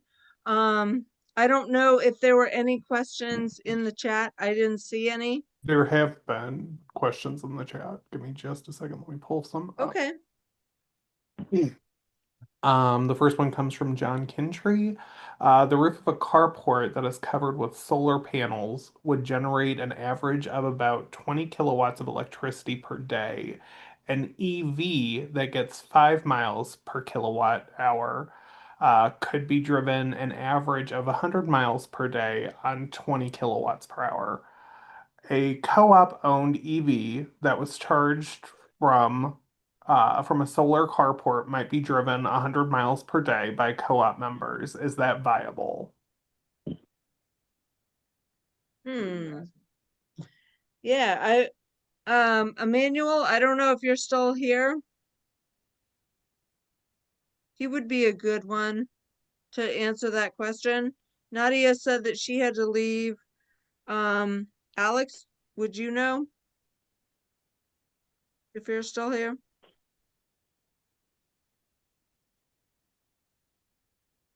I guess Looks he's like not. he is dropped. How about John George? You seem to know a lot about. I would say yes.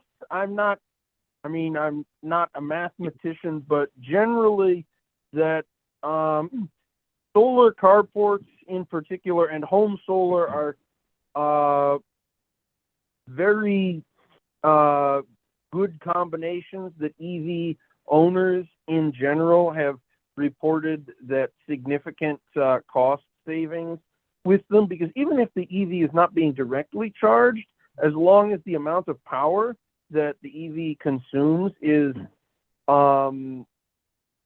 less or equal to the amount produced by the solar, it is net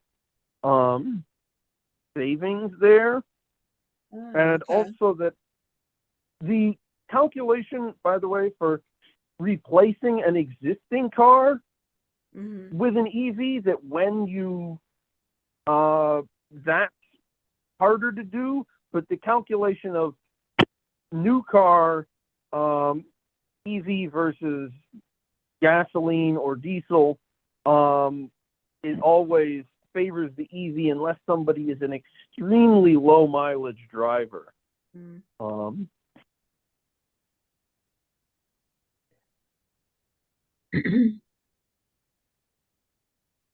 Is Kim Mitchell still here? Because he might have something interesting to add to that. Yes, I'm still here, Maureen. Okay. You know, the putting solar on a carport or on a house generally has some cost with it. An interesting thing that was piloted in California and spread a little bit was called property assessed clean energy, that which created a way to invest in rooftop solar in a way that the benefits and the cost were shared by subsequent property owners, because you don't really get the increase in sale price. So that was just something I found interesting, and tried to promote that a little bit with our local government, because it just adds to the tax bill that people pay as a way of making the savings and the cost more equitable.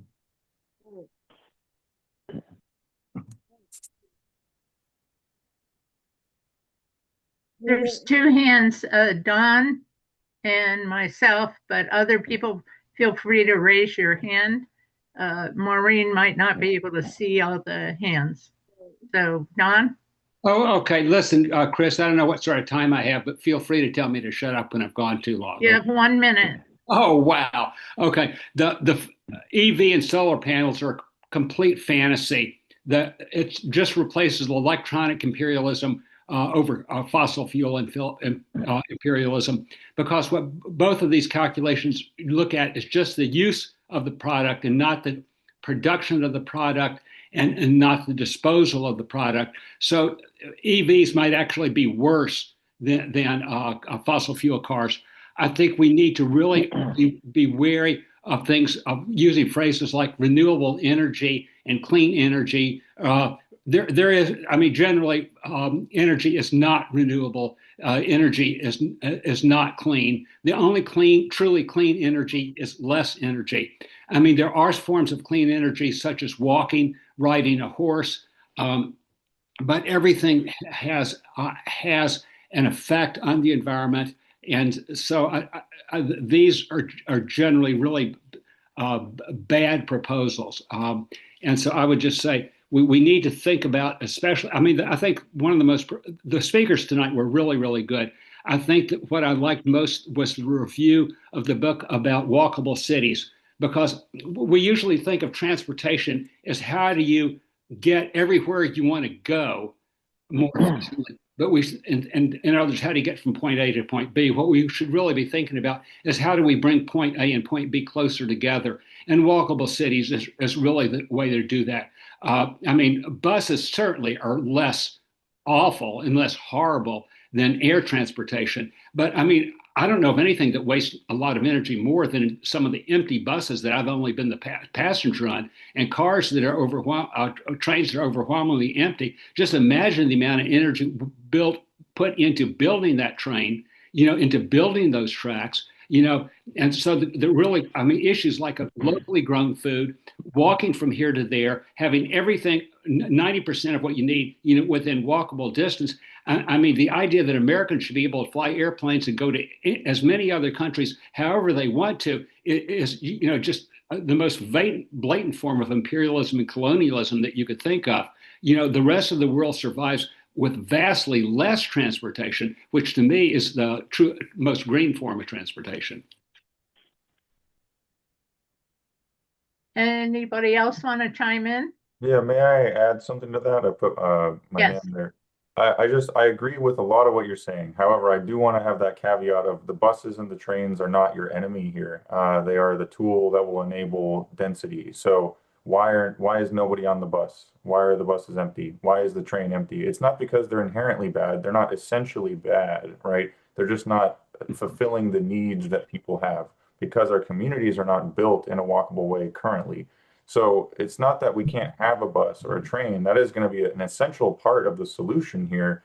It's that we need to orient the land use around the transit. And currently, a lot of the land use is built for cars, right? You walk outside, how many people here, live in a suburb and can't actually go anywhere? You walk around the block maybe, but you can't walk to a place of, shopping or restaurant or your groceries or anything like that.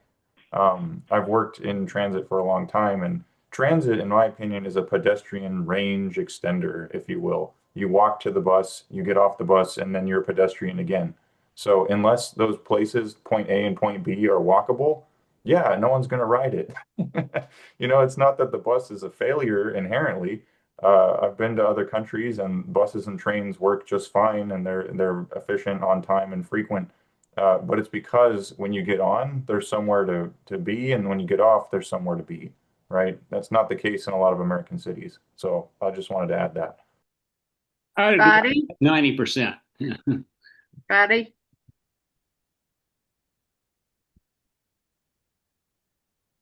I do see Scotty has his hand Oh up. yeah. So. Okay, Yeah, sorry. I I was trying to shut up and be muted.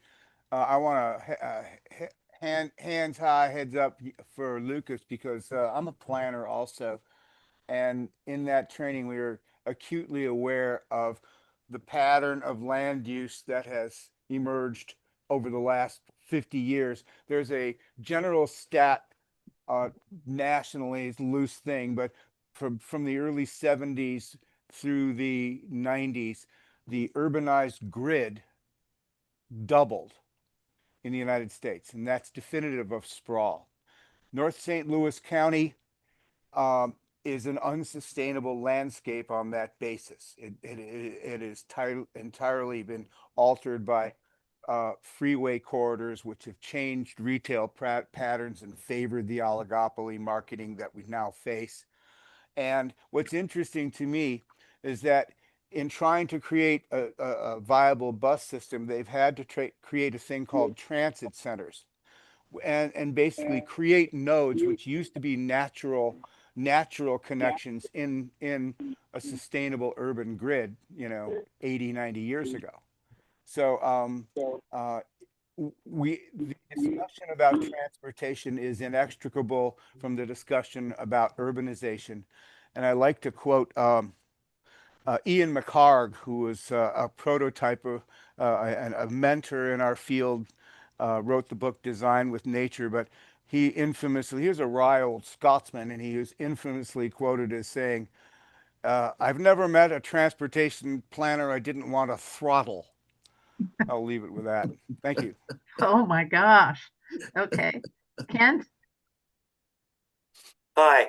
Yeah, we engineers try to use something called a objective algorithm. And here's the Bible.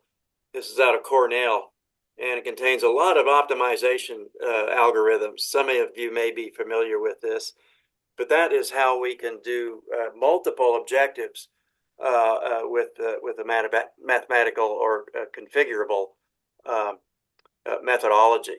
You have to say one thing right off your hand. Are we answering precisely and exactly and perfectly the wrong questions? And that's where it starts. So those can be adopted in your planning. Has anybody else used these algorithms? Familiar with them at all? Well, computational sustainability is the name of it. So, Kent, I've got I use I have a Wright questions project, And one way you can tell you have the wrong question is to look at the outcomes of a question. If things are getting worse, despite everybody's good efforts, you can be pretty certain that we're involved in answering the wrong question. And there's philosophy with this. You're better off to partially answer a right question than you are to completely and thoroughly answer a wrong question. And so we've created in our society a huge ingenuity gap. And my theory is it's because we're completely answering too many wrong questions. Okay, John. Okay, I was going to add that one thing that is a kind of a secret of why some cities in Europe that walking is so popular is that walking is more pleasant than it is in many places that even do have the places to walk around here. That you have instead of having road noise, they have things like the street trees. They have the other sources of shade. It may be by a canal.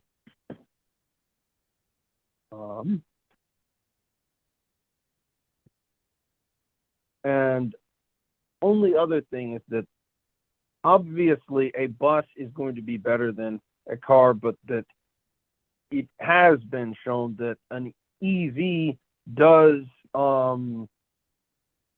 even at least for beating the average of an automobile, even in life cycle costs, even taking into account the production costs. Seeing in the chat that about permeable surfaces, that I definitely agree with. We need more of that. I even noticed that how walking on grass can be more comfortable than walking on hard paving. Yeah. I want to interject here one thing in the book.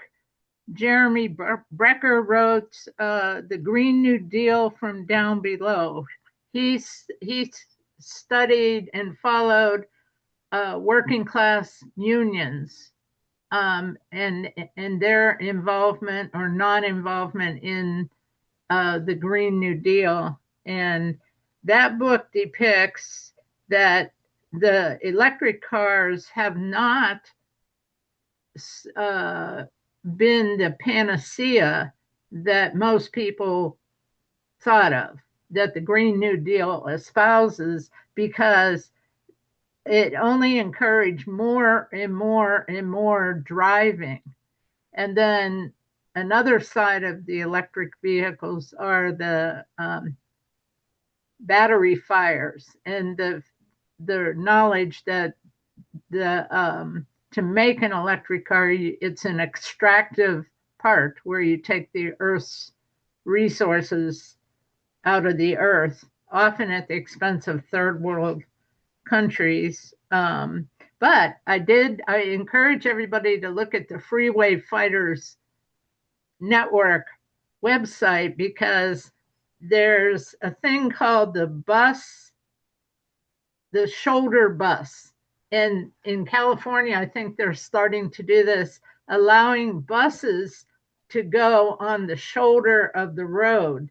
And you see this picture of two buses in a completely free lane, and you see 3 lanes of packed cars. So which would you rather be on?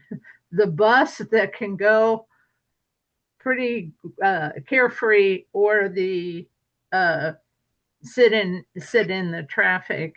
And I liked how tonight Alex and Lukas sort of pointed out to strategies of how we can get what we want with I know Lukas in Kansas City works on rallies and informing the public continually about what's happening to transit, and Alex with his urban, rural coalitions and stuff. So I thought there was some really good points made tonight altogether. So any last comments and thoughts? Just I was going to say, Chris, we do have other questions in the chat. Okay, I'm sorry. Take it. Go ahead. Fly with it. All right. Or don't fly.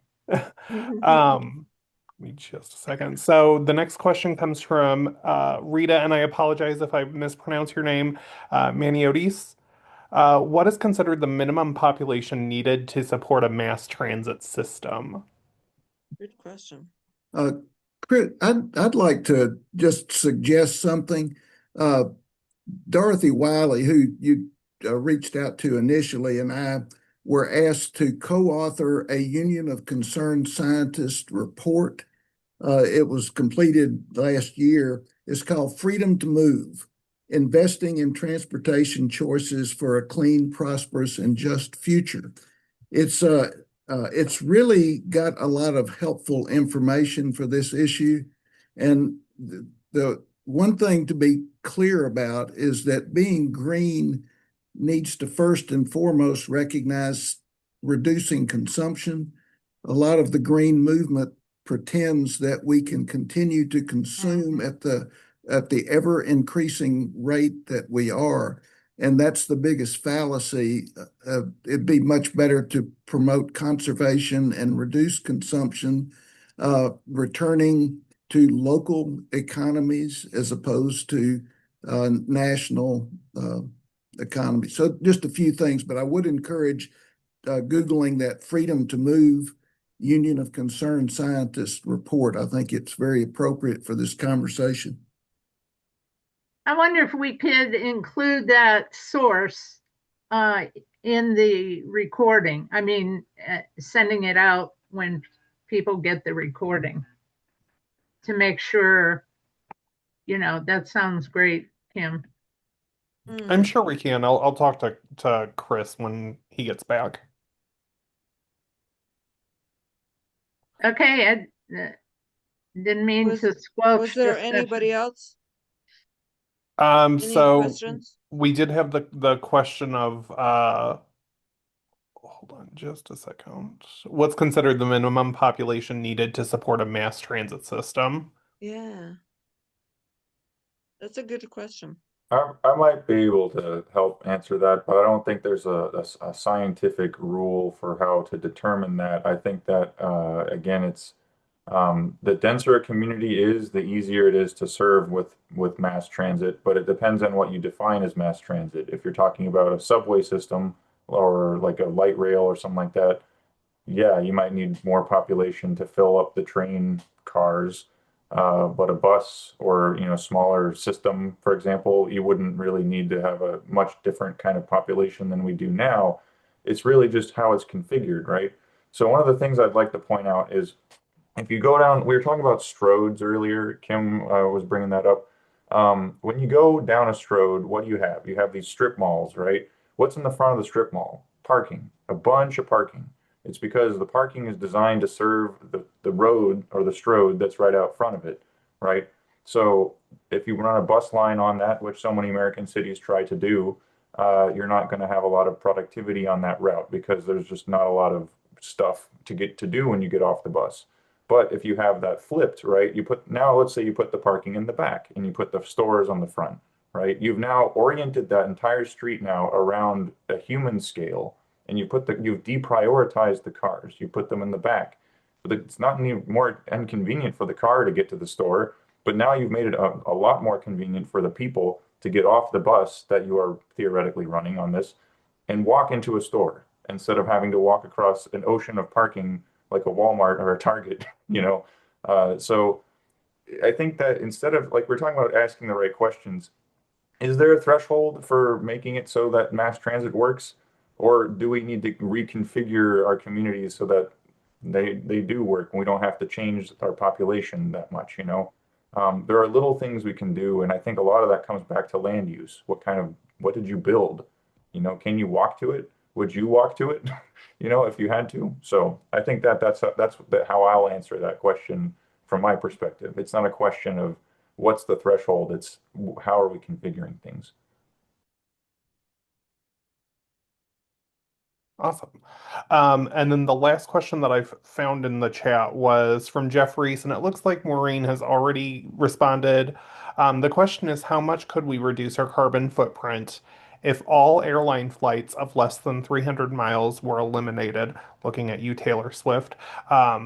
Peter Kalmus, Maureen said Peter Kalmus has written extensively on this topic, and I wondered if anyone else of the presenters had any further information.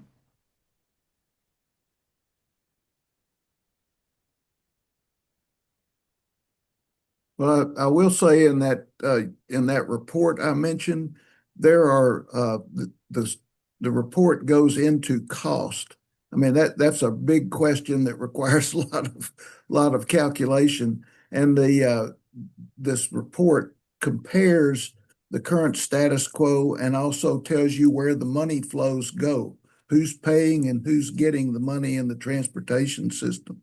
I put a link in the chat to the web page for that report. Thank you. And then Scotty Addison also asked how to contact participants with any follow-up or personal networking. If you're so inclined, would you be able to provide your social media, email, anything like that?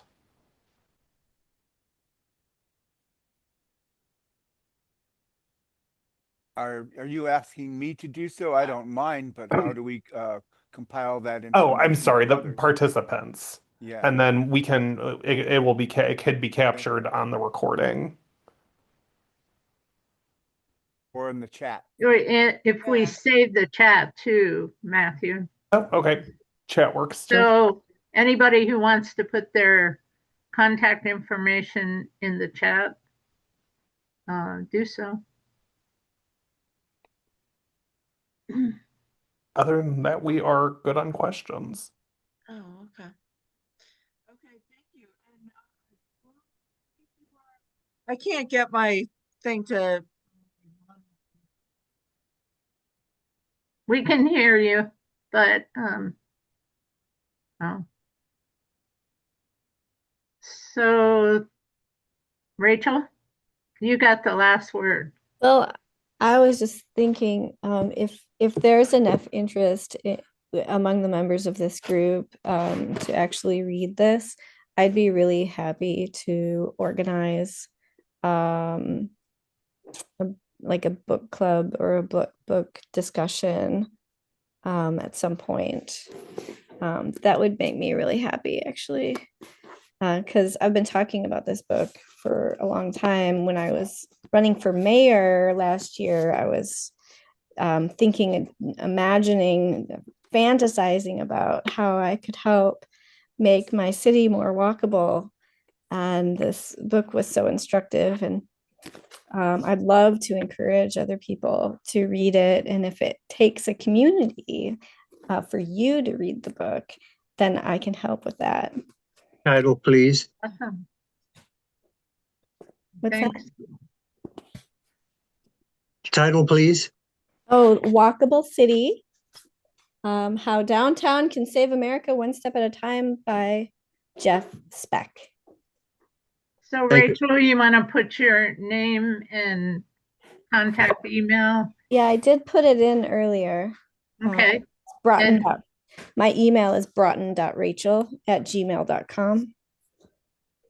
Okay. Don?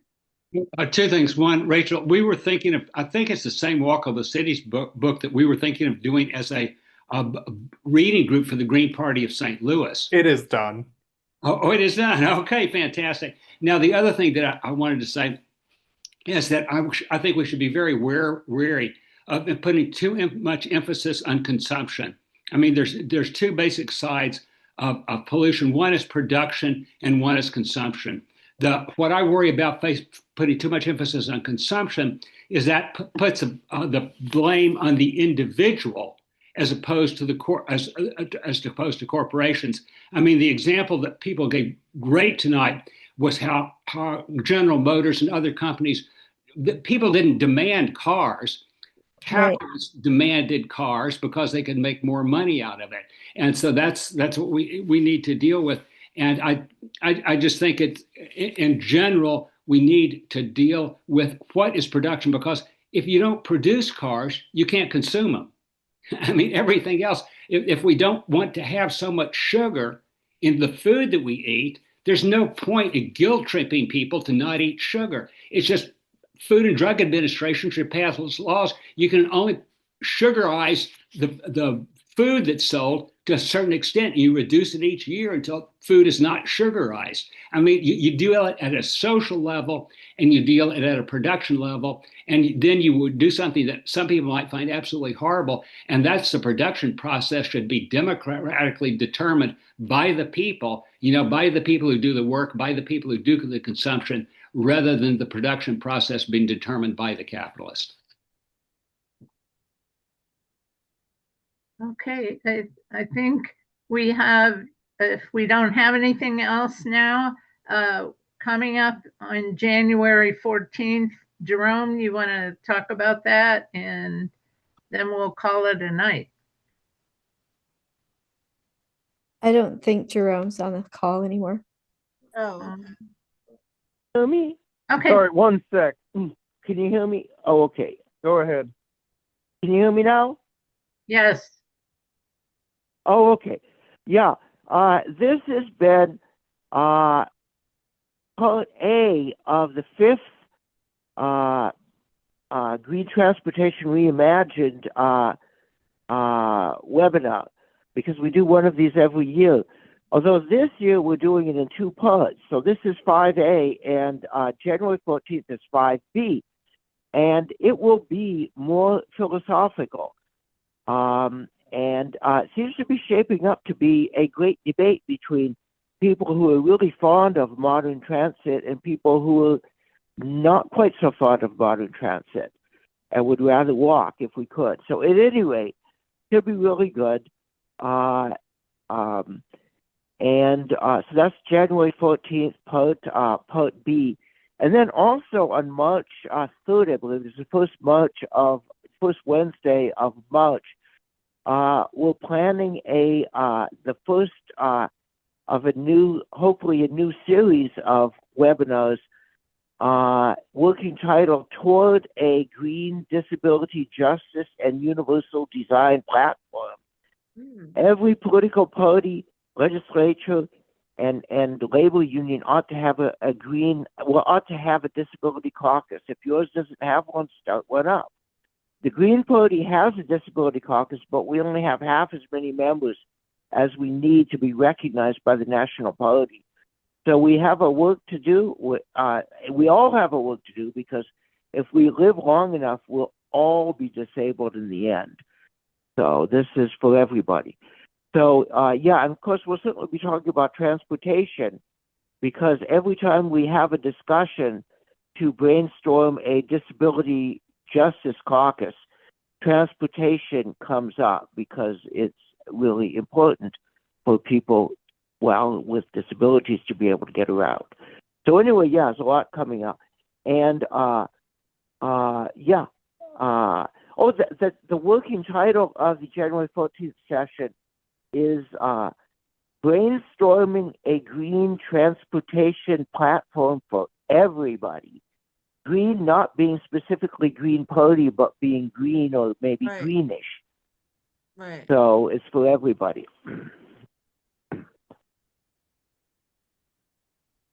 Yes. I was just a little overcautious with the mute button, I guess. So thanks to all our speakers tonight, and look forward to working in coalition with everyone. And we look forward to seeing you all on January 14th. It should be an interesting, interactive discussion. I'm hoping I can make that too.